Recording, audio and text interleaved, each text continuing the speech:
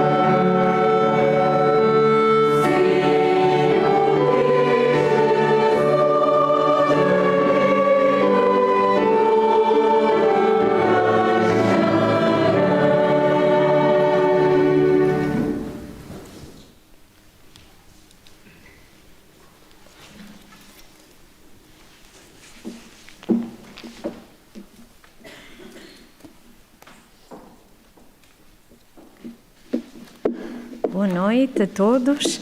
Estamos felizes por nos encontrarmos aqui de novo e espero que este primeiro dia da semana tenha sido proveitoso para a programação das vossas atividades da semana que está a entrar, ou que entrou. Vou contar-vos uma curiosidade, porque vem a propósito de uma parte da palestra de ontem. Não sei se repararam que eu ontem disse o primeiro dia da semana, agora voltei a repetir o primeiro dia da semana. E, na verdade, desde que eu descobri esta curiosidade, evito dizer domingo. Porque, certo dia, nas aulas, um aluno disse-me assim: professora, não faz sentido nenhum chamar-me segunda-feira ao primeiro dia da semana. E eu disse: não é o primeiro dia da semana, é o segundo, por isso é que é segunda-feira. Não, é o primeiro dia da semana, porque é no primeiro dia que se começa a trabalhar. O domingo é o 7º dia. E eu disse: não, vai ao dicionário. Na verdade, os dicionários antigos dizem que realmente o domingo é o primeiro dia da semana. Mas já há dicionários muito recentes, dos mais recentes, que dizem que é o 7º dia. Não sei como é que isso aconteceu, mas na verdade eu fui investigar toda a questão e descobri umas coisas interessantes. Que domingo, num dicionário etimológico, quer efetivamente dizer dia do Senhor. E como para mim o dia do Senhor não é o domingo, e o domingo antigamente chamava-se, em certos países, dia do sol, como todos os outros dias, noutros países, não o nosso. No nosso só temos feira por ali fora. Depois temos no fim de semana, sábado e domingo, não é? Mas noutros países, todos os dias têm a ver com algum planeta ou algum deus da mitologia greco-romana. E o domingo não era exceção, porque lá está, era um dia como os outros. E então tinha também, o seu planeta era o Sol, dia do Sol. Se vocês repararem, em inglês e em alemão, diz mesmo dia do Sol. Então eu fiquei a pensar, mas porquê é que em Portugal, porquê é que em português nós temos isto? E andei à procura e então encontrei que efetivamente a Igreja é que instituiu este nome, domingo, que não existia até ao século IV. Alguns países continuaram com o dia do sol e o nosso, certamente, como não tinha dia do sol, tinha só feiras, devia ser a primeira feira. Então eu costumo chamar o primeiro dia da semana. Aqui está. O dia de sábado é que nunca mudou de nome, porque sábado quer mesmo dizer etimologicamente, não sei se sabem o que é etimologicamente, quer dizer a raiz da palavra. A palavra vem e quer dizer de dia de descanso. E depois, passando esta curiosidade, vamos então pensar na palestra de hoje. Estais vós prontos? É uma pergunta e é o título da palestra, não é?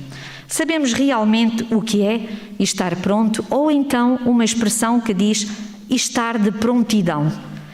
Se conhecem a expressão, certamente estarão a pensar que falaremos disso. Vamos ver. Mas antes disso vamos cantar alegremente este hino-tema que temos cantado todos estes dias, não é? E que também de certa forma nos coloca debaixo da mesma bandeira, não é? Um povo, um pequeno povo, mas é um pequeno povo com uma particularidade, um pequeno povo muito feliz. Estamos contentes de estar aqui, estamos contentes de estarmos no início de uma nova semana. Vamos então cantar o hino 505, Somos um pequeno povo, muito feliz.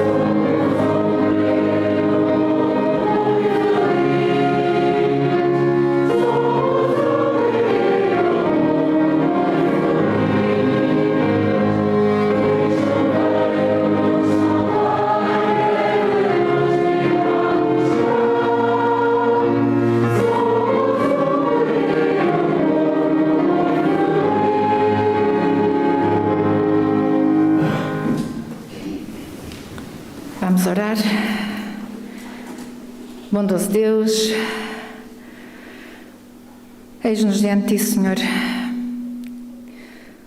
como filhos Teus, querendo fazer parte deste pequeno povo. Um povo que é muito feliz, um povo que conhece o Teu amor por cada um de nós, um povo que reconhece o sacrifício feito na cruz para a nossa salvação. E, Senhor, nós sabemos que este pequeno povo não se resume aos que se encontram aqui em Canelas e que Tu tens elementos deste pequeno povo espalhados por toda a parte.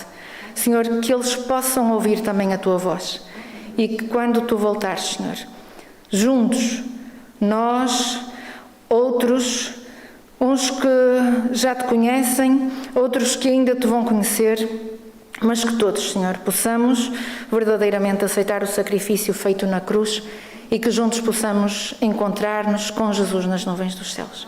Abençoa-nos, Pai, inspira-nos. Usa-me nesta hora, Senhor, para ser o veículo da Tua mensagem. Acalma os nossos corações para Te podermos ouvir e ajuda-nos a vivermos à altura do facto de que somos filhos e filhas do Rei do Universo. Te pedimos humildemente em nome de Jesus. Amém.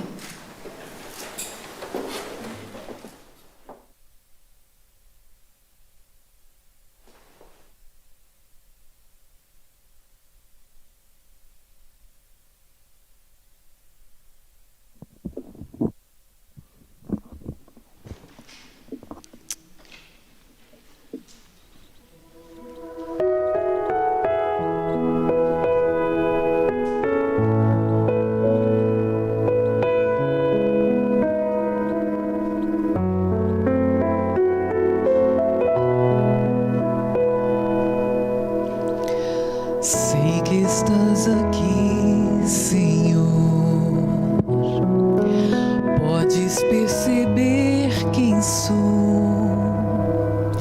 Podes ver se há em mim um verdadeiro adorador. A minha oferta eu ofereço a Ti, Deus meu, para reconhecer que nada tenho, tudo é Teu. Quero Te adorar, ainda que a figueira não floresça. Quero me alegrar, mesmo se o dinheiro me faltar. A vitória vem, mesmo que pareça que é o fim. Pois Tu és fiel, Senhor, fiel a mim. Fiel, Senhor, eu sei que Tu és fiel. Tu és fiel, Senhor, eu sei que Tu és fiel.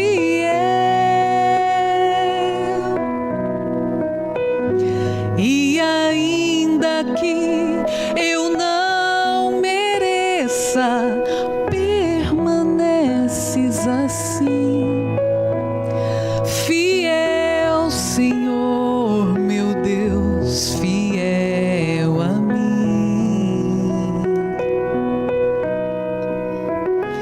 Fiel, Senhor, meu Deus, fiel a mim.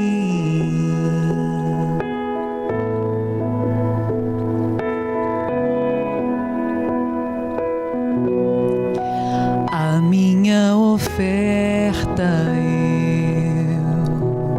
eu ofereço a Ti, Deus meu, para reconhecer que nada tenho, tudo é Teu. Quero a figueira não floresça. Quero me alegrar, mesmo se o dinheiro me faltar. A vitória vem, mesmo que pareça que é o fim. Pois tu és fiel, Senhor, fiel a mim. Tu és fiel, Senhor, eu sei que tu és fiel. Tu és fiel, Senhor, eu sei que tu és fiel.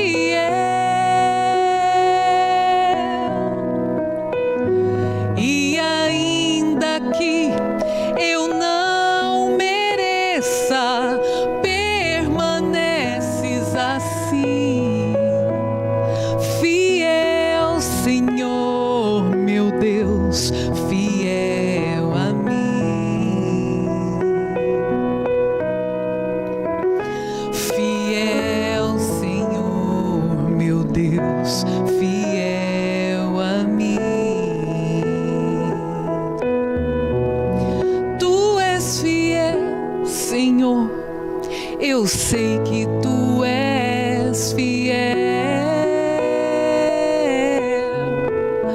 Tu és fiel, Senhor, eu sei que tu és fiel.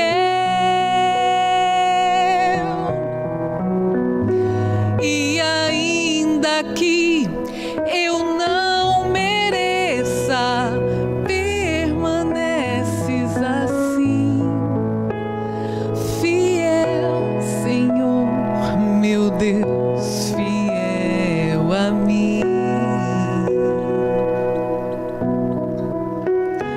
Fiel, Senhor, meu Deus, fiel a mim.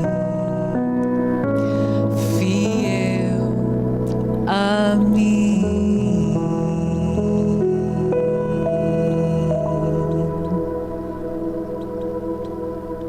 Amém.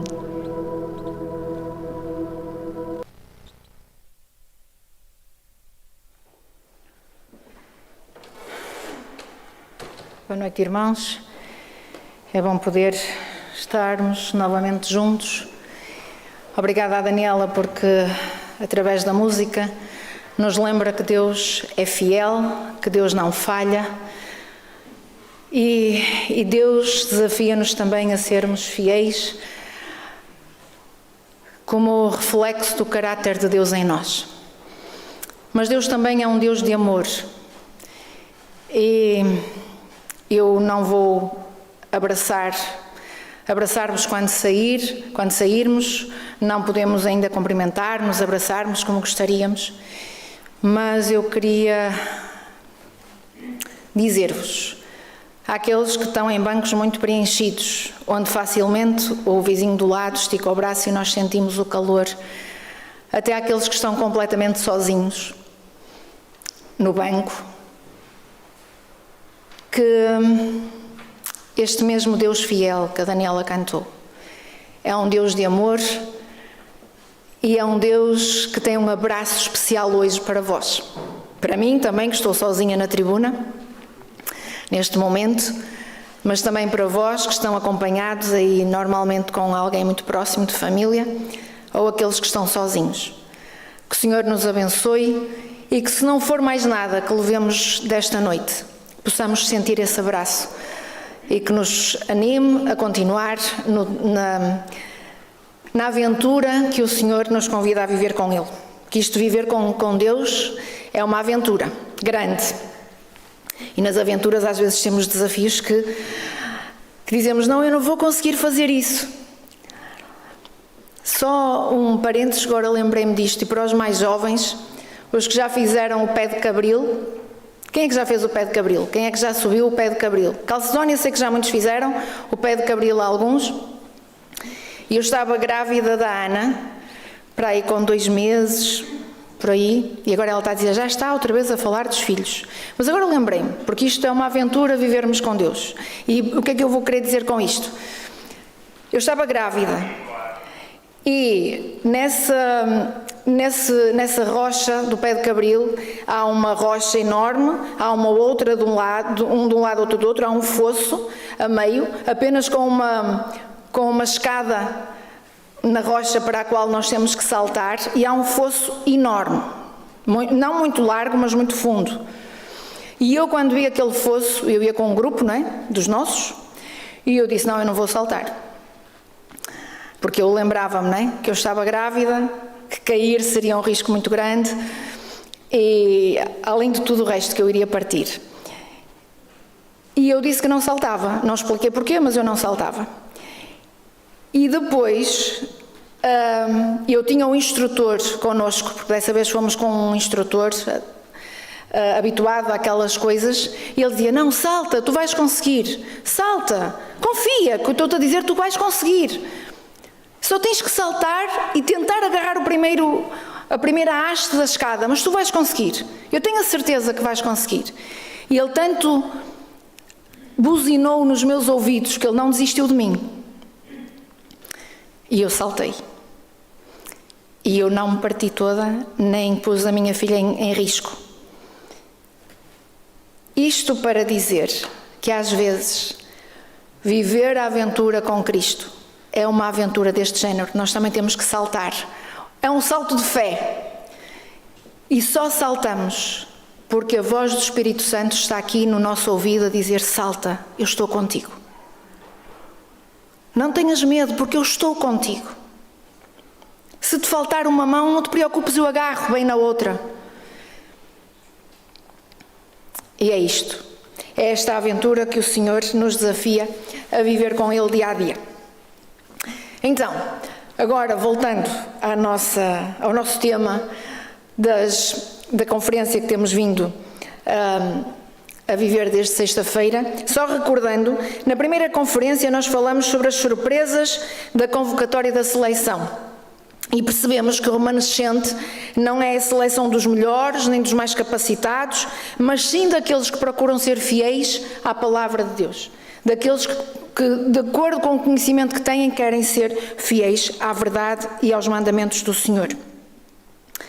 E percebemos também que nesta seleção há filhos de Deus espalhados por todo lado.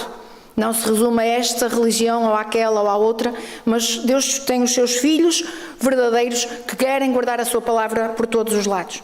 Na segunda conferência ontem, o Sebastião ajudou-nos a perceber as 3 mensagens de Deus ao mundo. E percebemos que Deus tem 3 mensagens muito importantes. Deus chama a humanidade a reverenciar Deus, o julgamento está a decorrer e somos convidados a adorar o Criador. Não é apenas mais um Deus, mas o Deus Criador. Percebemos que há a igreja que segue os mandamentos e outros, Babilónia, que se misturam a verdade com outras ideologias e assim se afastam do caminho do Senhor. E por fim, na última mensagem nós fomos desafiados a escolher pertencer a Deus, a seguir os seus mandamentos na totalidade e não a seguir ideologias inventadas ou fabricadas pela mente humana. Hoje, a pergunta que nos é colocada é esta, que vocês podem ver na tela. Estais vós prontos para viver à altura do que Deus apresenta? Estamos nós prontos para viver esta grande aventura com Deus? Como é que nós conseguiremos fazer isto?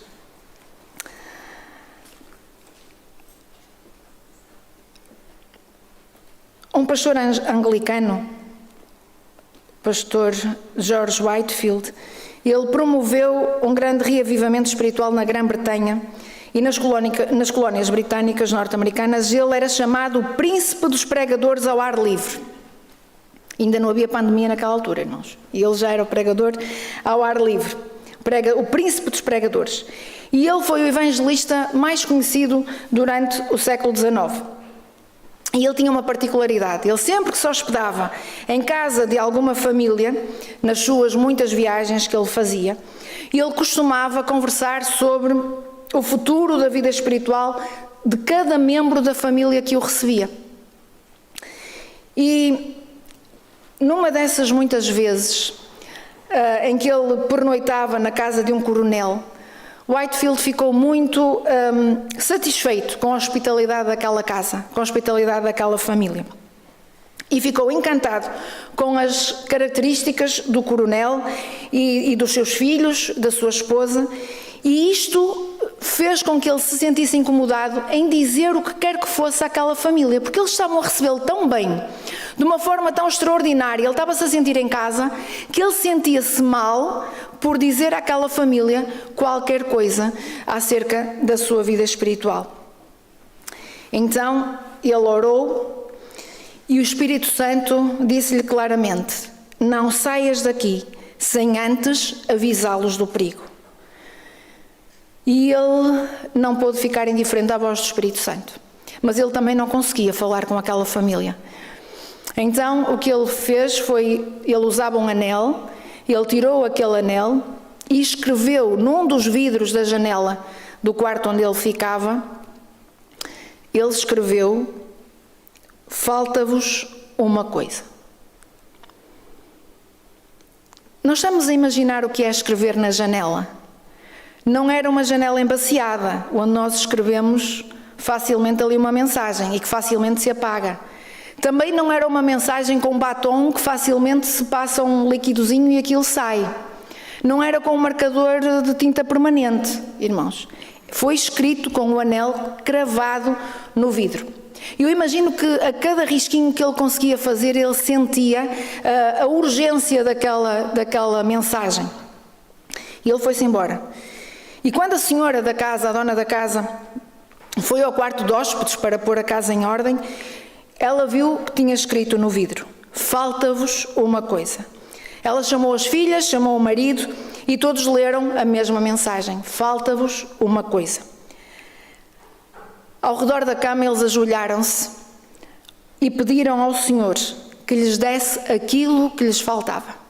Eles não tinham ainda a noção do que era, mas aquele pastor, que eles percebiam que era o mensageiro do Senhor, tinha-lhes deixado aquele desafio, aquele aviso, e eles pediram ao Senhor que lhes respondesse a isso que lhes estava a faltar, que lhes desse o que lhes faltava. Irmãos, isto parece-nos uma história, foi verdadeira, mas parece-nos um bocadinho desatualizada para os dias de hoje, porque eu estou a falar para cristãos. E se nós já temos Cristo, porque cristãos são aqueles que seguem Jesus Cristo, será que ainda nos falta alguma coisa? Se calhar, falta-nos reavivamento e reforma.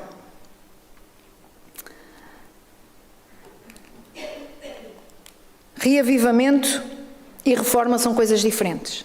Reavivamento significa renovação da vida espiritual, uma vivificação das faculdades do espírito e do coração, um ressurgimento da morte espiritual. Ou seja, reavivamento é um renascimento espiritual, é voltar à vida, espiritualmente falando, estou a dizer. E reforma. O que é reforma, irmãos? Todos nós sabemos isto, e se nós quiséssemos definir, e se tivéssemos tempo para eu vos perguntar como é que definiriam reforma, chegaríamos certamente a uma definição bem correta. Reforma significa reorganização, mudança de ideias e teorias, hábitos e práticas. Ou seja, podemos dizer, para sermos claros, que reavivamento acontece no interior. Há uma morte espiritual pela qual podemos estar a passar, uma anemia espiritual pela qual podemos passar, e quando estamos anémicos, terrivelmente anémicos, não temos forças, queremos fazer, mas o corpo não obedece. E reformas acontece no exterior, na mudança de hábitos, na mudança de estilo de vida, na mudança de posturas, na mudança de pensamentos. E é graças a uma mudança interna que é possível então uma autêntica mudança no exterior. Mas ambas as mudanças, quer a interna do reavivamento, quer a externa na reforma, são realmente obras do Espírito Santo. E nós precisamos realmente passar por por estas fases. Irmãos, não é porque passamos uma vez pela reforma, que mudamos este hábito ou outro, que sentimos que o Senhor está a trabalhar connosco, que nos recuperou, que nos reavivou a vida, que significa que estamos reavivados para sempre. Se calhar é uma decisão, é um exercício que temos que fazer com muita frequência, para não nos adaptarmos àquilo que já somos e àquilo que sabemos. Antigamente existiam aquilo que se chamavam as carpideiras. Alguém se lembra do tempo das carpideiras? Eu não me lembro, não é? Porque eu sou muito jovem. Eu só me lembro da história, que existiam as carpideiras. Mas a verdade é que as carpideiras existiam em todas as culturas, mesmo no Médio Oriente. As carpideiras são aquilo que nós chamaríamos hoje as profissionais do choro. São contratadas, eram normalmente mulheres, contratadas para irem a funerais, chorar por uma pessoa que tinha falecido. Normalmente elas nem conheciam aquela pessoa. No entanto, elas iam porque eram contratadas para ir chorar naquele funeral. Atrizes do choro, mulheres que interpretavam exteriormente o sofrimento, enquanto que no seu interior elas apenas pensavam no dinheiro que elas iam ganhar com aquela função. Era um trabalho que elas estavam a exercer, era um serviço que elas estavam a prestar à família do enlutado. E no livro do profeta Joel, elas estavam apenas a interpretar um sofrimento, irmãos. E no livro do profeta Joel, nós encontramos também outros atores. E agora num contexto que já nos diz respeito, num contexto da igreja. Indivíduos que participavam da liturgia, participavam das cerimónias religiosas da igreja, exteriormente aparentavam uma consagração tremenda, extraordinária, mas era só interpretação. E Joel... E eu pus os textos bíblicos na apresentação apenas para ser mais fácil, mas encontramos este texto no livro de Joel, um profeta daqueles quase que nos passam despercebidos, que tem um livro muito pequenino, e diz assim, lembrem-se, estamos a falar, Joel está a falar para um contexto de igreja. E ele diz, é por isso que o Senhor diz, voltem-se agora para mim enquanto é tempo. Deem-me todo o vosso coração, aproximem-se com jejum, com choro e lamentações, que o vosso remorso vos leve a dilacerar o coração e não a rasgar a roupa. Convertam-se ao Senhor vosso Deus, porque é compassivo e misericordioso. Não é facilmente que se acenda a sua ira, ele está cheio de mansidão e ansioso por não ter que castigar. O profeta Joel está a convocar-nos para uma mudança radical. E ele lança as bases para o reavivamento e reforma. Nós sabemos que os judeus, na altura, no seu passado, para um judeu, quando eles rasgavam a roupa, era sinal de tristeza. Quando eles estavam com uma dor, uma mágoa tremenda, ou porque tinham perdido alguém, ou porque estavam numa luta muito grande, uma mágoa muito grande, eles rasgavam a sua roupa em sinal realmente desse sofrimento, dessa calamidade que lhe tinha acontecido. Mas, porque era possível a exibição de tais sinais exteriores de tristeza, sem qualquer sentimento real íntimo, foi ordenado às pessoas então, que em vez de rasgarem as suas roupas, rasgassem o seu coração. E o profeta Joel, neste texto, está a ensinar-nos que a mudança é interna, está a ensinar-nos a mudança interna, o reavivamento. E é este, irmãos, e é aqui que nós às vezes começamos a inventar e a sermos criativos. Porque é um reavivamento interno. São as mudanças internas que vão produzir as mudanças externas. E sem uma real mudança interna, as manifestações de piedade externas não passam de comportamentos hipócritas e de uma espiritualidade fingida, tal como as carpideiras faziam nos funerais, que choravam muito, mas que nem sequer conheciam a pessoa que tinha falecido.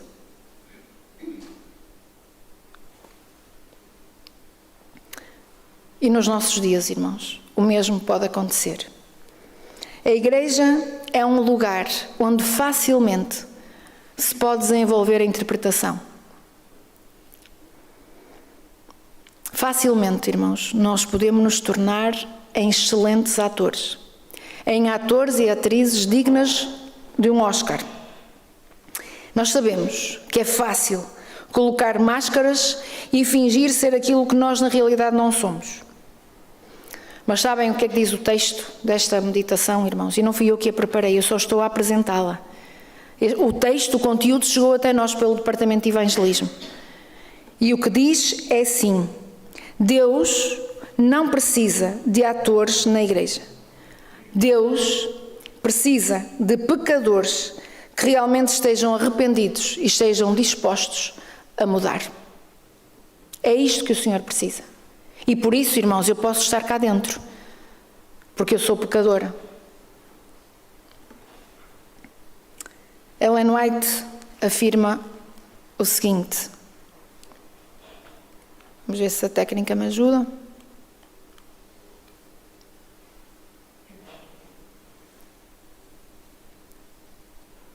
Isso. Ellen White afirma o seguinte: um reavivamento da verdadeira piedade entre nós, irmãos, cristãos, eis a maior. Um reavivamento da verdadeira piedade entre nós, eis a maior e a mais urgente de todas as nossas necessidades. Buscá-lo deve ser a nossa primeira ocupação. E este chamado para uma conversão, para uma reforma genuínas e completas na vida de cada um de nós, irmãos, deve ressoar dentro e fora da igreja, deve ressoar por todos os lados, para que os filhos de Deus possam ouvir e possam voltar ao seu caminho, ao caminho que o Senhor deseja para nós. E quando uma pessoa passa por um reavivamento e por uma reforma, facilmente estas coisas acontecem. Facilmente a pessoa tem uma vida de oração e ação, facilmente a sua vida é moldada pelo Espírito Santo, tem a sua vida pautada pela Palavra de Deus, guarda corretamente o sábado, é fiel nos dízimos, nas ofertas, dá valor à saúde física, realiza o culto pessoal e familiar diário, não se envolve com o mundo, é diferente no seu vestuário, está disposto a uma vida de renúncia e tem uma religião de compromisso. Irmãos, mas isto tudo, esta lista, é consequência do reavivamento. Não é vivermos todas aquelas coisas na nossa força à espera de termos pontuação máxima nos critérios do Senhor para então merecermos a salvação. Não é assim que o Senhor trabalha, irmãos. O Senhor quer reavivar-nos. O Senhor quer fazer brotar de nós o poder do seu Espírito para que tudo aquilo possa acontecer como resultado e não como consequência. E não como causa. Não nos enganemos a nós próprios, irmãos. Estas características só fazem sentido se elas são resultado de um reavivamento do nosso interior. Porquê, irmãos? Porque Mateus avisa-nos o seguinte: nem todo aquele que me diz Senhor, Senhor, entrará no reino dos céus. Mas quem? Mas aquele que faz a vontade do meu Pai que estás no céu. E estes que fazem a vontade do Pai é que são aqueles que vão ouvir a voz do Senhor, são aqueles que o Senhor reconhece como seus, irmãos.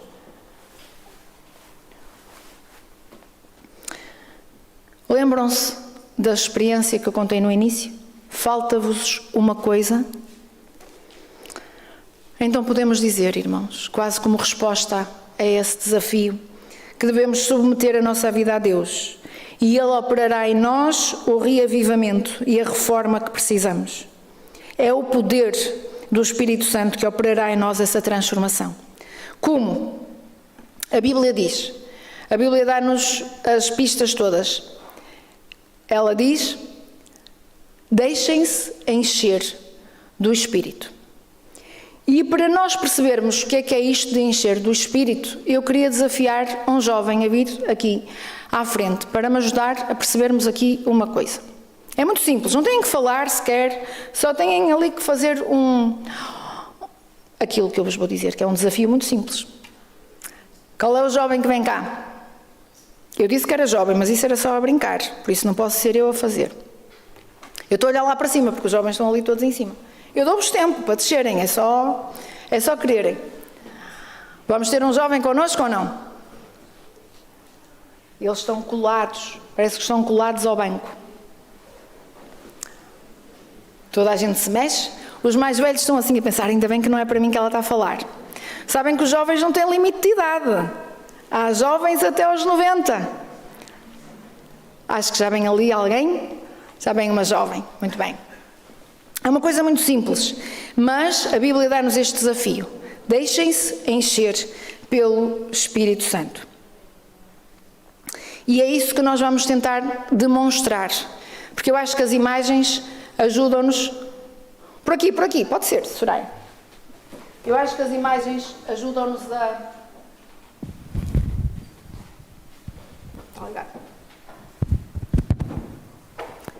Eu acho que as imagens ajudam-nos a entender a mensagem que o Senhor tem para nós. Então, para explicar, uma bacia com água, muito simples, e o desafio para ti, Soraya, é, com isto, encheres isto de água.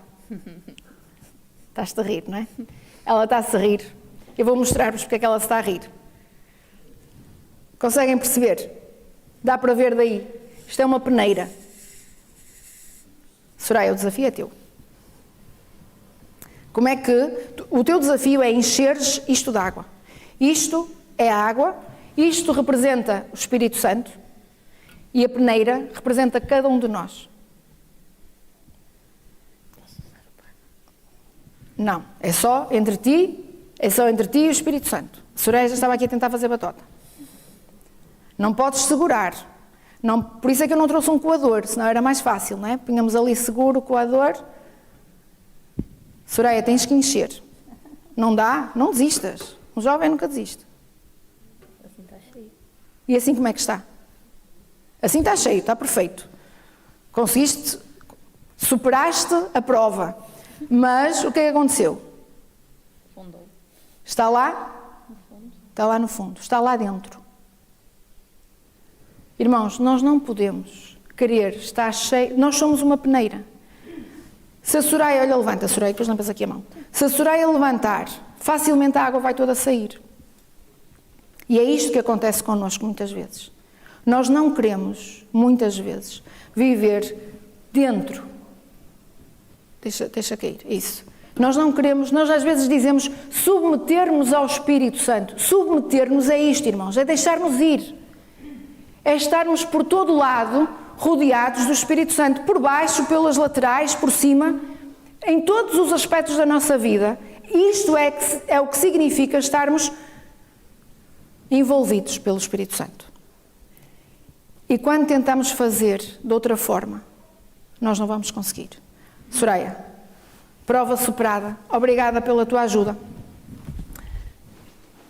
É isto, irmãos, é tão simples quanto isto. E quando a Soraya dizia, não dá, se calhar, porque ela não estava a deixar que a peneira entrasse naquela bacia por completo. E por isso, muitas vezes, o Senhor desafia-nos a fazer isto ou aquilo na nossa vida, esta ou aquela mudança, a dar este ou aquele salto de fé, e nós dizemos, não, Senhor, não dá. Então não vês, Senhor, que eu vou cair? Então não vês, Senhor, que eu tenho um bebê dentro de mim e eu não posso pôr esse bebê em risco? Irmãos, temos que nos deixar submeter ao poder do Espírito Santo. Só mergulhando por completo é que poderemos fazer isto. E eu espero realmente que esta experiência, que esta visualização nos ajude noutros futuros, noutras decisões que tenhamos que tomar. E porquê que temos que estar mergulhados no Espírito Santo, irmãos? Porque nós dizemos facilmente o texto de Filipenses. Nós dizemos, porque Deus é o que opera em vós tanto o querer como o efetuar segundo a sua boa vontade. E nós temos que viver desta forma. Temos que nos deixar mergulhar. No nosso dia-a-dia, irmãos, nós encontramos... Não sei porquê, mas isto não me está a ajudar. Isso. No nosso dia-a-dia nós encontramos muitos selos. E selos há que nós até condicionam de alguma forma as nossas escolhas. Porque às vezes quando vamos às compras, nós vemos alguns daqueles selos e optamos por comprar esta ou aquela marca porque tem este ou aquele selo, em detrimento de qualquer outra. E a minha pergunta é, será que Deus também tem um selo para nós? Estes selos que têm importância, temos ali muitos selos cujas marcas trabalharam muito para atingirem aquela marca, aquele selo. Será que Deus também tem um selo para nós? Em Apocalipse, nós lemos o seguinte, e fala-nos sobre a importância então deste selamento. Apocalipse 7, nos versos 2 e 13, eu pus ali a versão, o livro, porque acho que é mais fácil de entendermos. E diz, e vi surgir do Oriente um anjo que trazia o selo do Deus vivo, e gritou para os 4 anjos que tinham recebido poder para fazer grandes danos na terra e no mar, e disse, esperem, não façam ainda nenhum mal nem à terra, nem ao mar, nem a nenhuma árvore.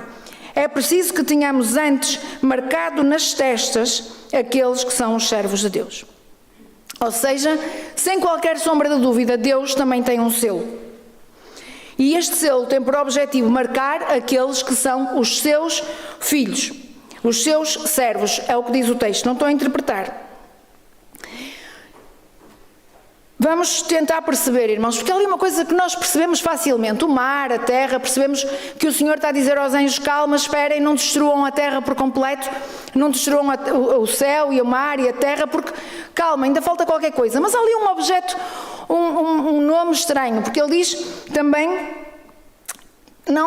não façam ainda nenhum mal nem à terra, nem ao mar, nem a nenhuma árvore. Irmãos, será que foi neste texto que surgiu a botânica? Será que Deus está a dar uma importância de tal forma grande à natureza, no seu esplendor, que diz, calma, não vamos destruir a natureza? O que é que Deus quer dizer com isto? Vamos a Salmos, para perceber que árvore é esta. Salmos, no Salmo 1, versos 1 a 3, e reparem bem o que é que diz. Bem-aventurado o homem que não anda segundo o conselho dos ímpios, nem se detém no caminho dos pecadores, nem se assenta na roda dos escarnecedores. Antes, tem o seu prazer na lei do Senhor, e na sua lei medita de dia e de noite. Pois será como a árvore plantada junto a ribeiros de águas, a qual dá o seu fruto no seu tempo, as suas folhas não cairão, e tudo quanto fizer prosperará. Irmãos, eu só queria fazer aqui um pequeno parênteses, antes de chegarmos à árvore. Mas reparam ali na sequência de verbos. E eu estou a falar para os jovens e para os menos jovens. Às vezes achamos que há determinadas mensagens que só se encaixam nos jovens. Irmãos, mas todos nós temos que fazer decisões diárias. Por isso eu estou a falar para os jovens, que têm decisões muito importantes no seu dia-a-dia, mas também para nós, os mais crescidos, continuamos a ter decisões. Então reparem lá, o que é que diz? Anda, detém, ou seja, detém-se ali para analisar o que é que se passa, para apreciar, demora-se um bocadinho mais. É quase como quando as senhoras vão passear no shopping. Sabem como é que é? Os homens vão diretos à loja, não é? Que querem. As mulheres não, param em todas as lojas, olham para uma montra, olham para outra, sonham com aquela roupa, sonham com a outra. Detemo-nos para apreciar.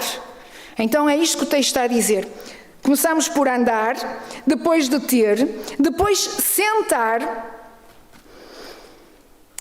E sabem o que é que isto me faz lembrar? O apóstolo Pedro. Lembram-se? Quando da crucificação de Jesus, Pedro foi um dos discípulos que viu de longe. Não esteve perto, esteve de longe. E o que é que aconteceu com Pedro? Ele andou por ali, junto das pessoas, e ele deteve-se a falar com as pessoas. Ele sentou-se junto ao fogo dessas mesmas pessoas. Alguns evangelhos dizem até que Pedro praguejou para se fazer um dos deles, para se misturar com eles. E qual foi o resultado de tudo isto, irmãos? Jovens e menos jovens? Pedro negou Jesus. E este é o perigo, de acharmos que não faz mal nenhum andarmos e determos com este ou aquele assunto e sentarmos ao fogo da roda dos escarnecedores, porque nós mantemos-nos firmes nos nossos princípios. Irmãos, e se calhar, tal como Pedro, que estava muito certo do caminho que ele queria seguir, apesar disso, Pedro negou Jesus com muita facilidade.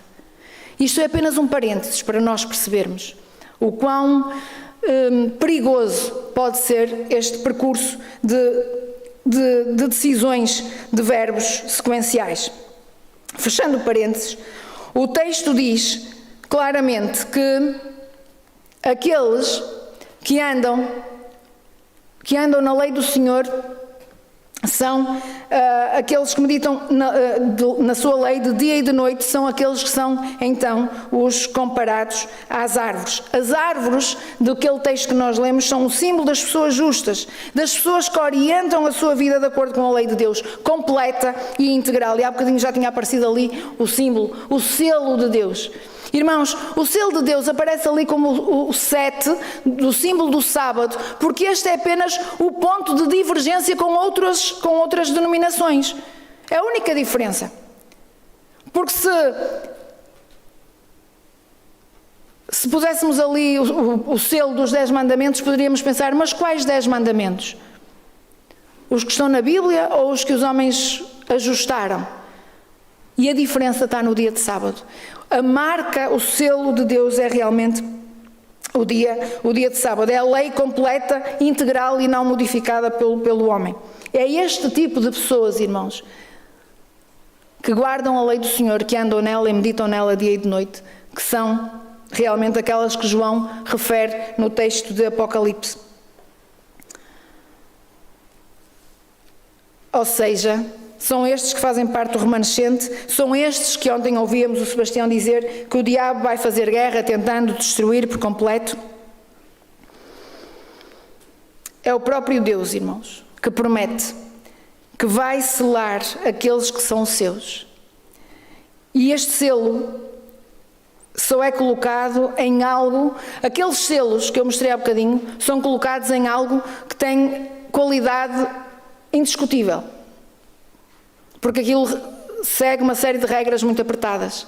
E a mesma coisa acontece, o Senhor só vai pôr o seu selo naqueles que realmente têm uma qualidade indiscutível. Não pela nossa força, irmãos, mas porque submetemos a nossa vida ao poder do Espírito Santo. Como é que nós podemos fazer isto? Gênesis diz, dá-nos alguma orientação e diz: apareceu o Senhor a Abraão e disse-lhe, eu sou o Deus Todo-Poderoso, anda na minha presença e sê perfeito. Então, irmãos, isto é muito simples. Qualquer criança entende esta frase. Anda na minha presença e sê perfeito. A consequência de andarmos na presença de Deus é a perfeição. 1 Tessalonicenses, um texto do Antigo Testamento e outro do Novo, diz: e o mesmo Deus de paz vos santifica em tudo, em todo o vosso espírito e alma e corpo, sejam plenamente conservados e irrepreensíveis para a vinda do nosso Senhor Jesus Cristo. Fiel, dizia a Daniel há bocadinho, fiel é o que vos chama, o qual também o fará. É mergulhar, irmãos, a peneira que é a nossa vida na água abundante, que é Deus, o Espírito Santo. O Consolador enviado para animar e fortalecer-nos nesta caminhada. O selo de Deus será colocado nas testas, dizia lá no texto. Porquê, irmãos? Porque viver o caráter de Deus é uma decisão racional, não é uma decisão de emoções, não é uma decisão porque o grupo vai todo, eu vou também, não é uma decisão porque agora está na moda, irmãos, é uma decisão que cada um de nós tem em consciência de tomar. E por isso é realmente colocado na nossa testa. É nas pessoas que racionalmente tomam a decisão por Deus e, em consequência, refletem o caráter de Deus, que Deus vai pôr o seu selo, a sua marca. E então a pergunta é, então o que é que Deus vai fazer com esses seres selados? Com esses que têm o selo de Deus, que esperamos que sejamos cada um de nós? Deus vai pegar nestes homens, nestas mulheres selados, nestes jovens selados, nestas crianças selados que querem seguir fielmente a vontade do Senhor e vai usá-los para transmitir a outros as boas novas da salvação. E Deus derramará nesses selados, irmãos, nesse grupo que se mantém fiel, nesse grupo que tem o selo de qualidade de Deus, vai derramar aquilo que nós conhecemos na Bíblia como a chuva seródia. Para quê? O que é isto, a chuva seródia? Se calhar estamos a ouvir isto alguns de nós pela primeira vez. É como que uma dose redobrada de capacidade para viver a mensagem da salvação e dessa forma partilhá-la com outros. Eu ouvi alguém dizer que a chuva serôdia é como uma chuva que é lançada na terra e de repente começam a surgir todas as sementinhas começam a brotar, as sementes já lá estão, mas falta apenas a chuva para elas darem o seu fruto. E é esta chuva, esta capacidade, esta bênção reforçada do Espírito Santo, uma capacitação suplementar deste poder de Deus para então esses selados pregarem aos outros a mensagem da salvação. Todos, irmãos, diz a palavra de Deus, todos terão conhecimento desta salvação, todos terão conhecimento desta mensagem. Ninguém vai dizer, quando Jesus voltar, dizer, Senhor, eu não sabia, eu estava distraído, eu não soube. Não, irmãos, ninguém vai poder ter esta desculpa. Mas todos nós teremos que escolher aceitar ou não. E a pergunta é, de novo, estáis vós prontos? Talvez, irmãos, nós possamos pensar possamos estar a pensar realmente, Senhor, eu quero ser reavivado por Ti. Talvez possamos estar a pensar, Senhor, eu quero que Tu organizes a minha vida. Eu quero, Senhor, que Tu mudes o meu paradigma, a minha forma de pensar, o padrão que tem sido a minha vida, eu quero que Tu mudes. Senhor, eu quero que Tu mudes os meus gostos, as minhas vontades, as minhas escolhas, o meu estilo de vida. Mas, Senhor, para ser verdadeiro, eu sinto-me incapaz. Eu sinto-me sem coragem para o fazer. É tanta coisa, Senhor, que eu percebo que Tu queres mudar na minha vida. Ou então podemos pensar, Senhor, eu quero ser selado por Ti. Eu quero viver realmente de acordo com a Tua lei. Eu quero partilhar com outros a salvação que Tu também lhes ofereces. Mas, Senhor, eu estou tão longe. Eu estou tão longe dessa realidade. Recordem-se da peneira, irmãos. Só mergulhada na água é que ela consegue estar cheia de água. Queremos nós estar cheios do Espírito Santo? Clamemos ao Senhor na nossa sinceridade por isso.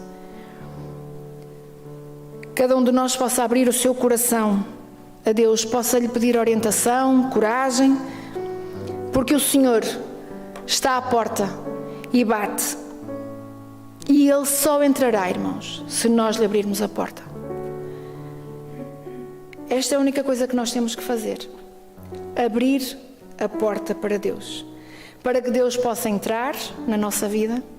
Para que Deus possa fazer as mudanças que houver a fazer. Para que Deus possa reforçar aquilo que já está de acordo com a sua vontade. E que nós possamos verdadeiramente viver submergidos pelo poder do Espírito Santo. Há um hino que o Grupo Vertical canta e diz assim, eu não vou cantar, mas ele diz, Espírito Santo, sim, eu me rendo à Tua presença, à Tua glória, para Tua glória. Que verdadeiramente nós possamos fazer isto, irmãos. Nós vamos ter um momento em que cada um de nós pode falar com Deus sobre estas coisas, se assim o desejar. E depois eu vou terminar com uma oração, e esperando que cada um de nós se submeta a este poder do Espírito Santo. Todos nós, os que já conhecemos a Igreja há anos, os que já se relacionam com Deus desde sempre, aqueles que estão a dar os primeiros passos ou a conhecê-lo de uma maneira diferente, mas que cada um de nós possa ter este encontro com o Senhor.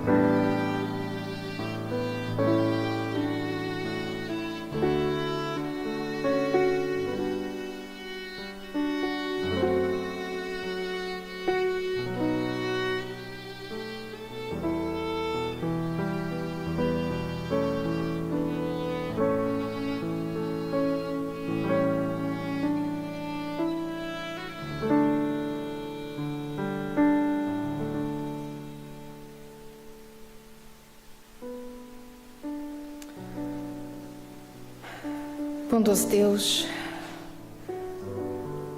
Tu sabes todas as coisas. Tu vês, Tu ouves, Tu sabes tudo aquilo que se passa com cada um de nós. Senhor, que Tu possas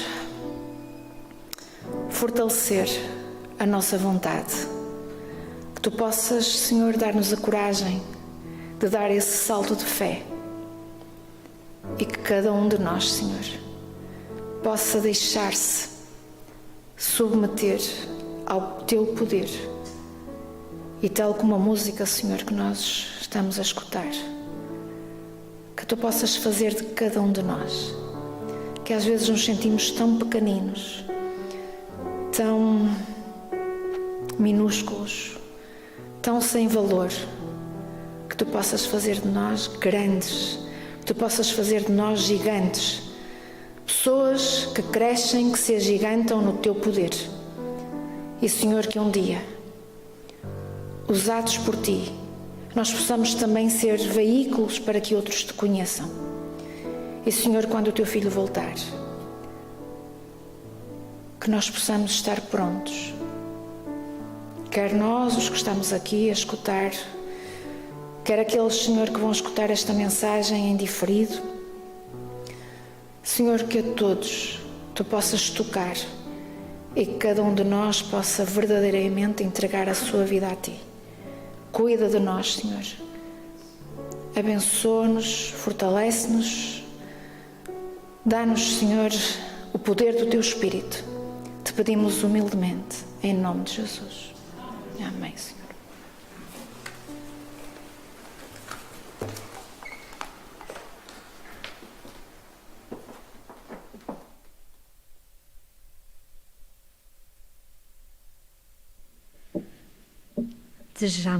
Desejamos fervorosamente que cada um de nós tenha respondido positivamente à pergunta desta noite. E, mais uma vez, vamos pedir às nossas queridas visitas, quem estiver entre nós que é visita, que não pertence a esta igreja, pode levantar-se, poderá receber hoje também uma prendinha de afeto, de carinho. Posso ver as nossas queridas visitas que vão receber mais uma vez, mas desta vez é outro. E este livro é para mim, pessoalmente, um dos melhores livros para quem busca precisamente isto que nós falamos esta noite. Quem busca a paz de coração com Cristo. Não queremos que deixe de estar connosco na próxima terça-feira. Não é amanhã. Nós vamos agora ter um intervalo de um dia e na próxima terça-feira nós teremos o título sugestivo de A Segunda Vinda de Jesus. É um sonho acalentado, querido e preciosíssimo a cada coração que espera ansiosamente a volta do seu Senhor. Mas apesar de termos segunda, não é? Neste título, agora vamos um bocado desanuviar, não é? Não se enganem, será na terça-feira às 20h20. Estaremos aqui cantando e preparando-nos para ouvir esta mensagem. Tragam um amigo consigo, mas antes de desejar então uma feliz noite e até terça-feira, queria dar uma notícia triste. Chegou até nós esta notícia de que a mãe da nossa querida irmã Manuela Moura faleceu. E o funeral, segundo percebi, posso ter entendido mal, mas segundo percebi, realizar-se-á amanhã. Caso queiram confirmar, poderão falar com a nossa irmã Celeste Tavares Ferreira, que tem mais pormenores certamente do que eu. Portanto, quem quiser comparecer para dar apoio a esta família, poderá fazê-lo. Então, até terça-feira. Esperamos por todos.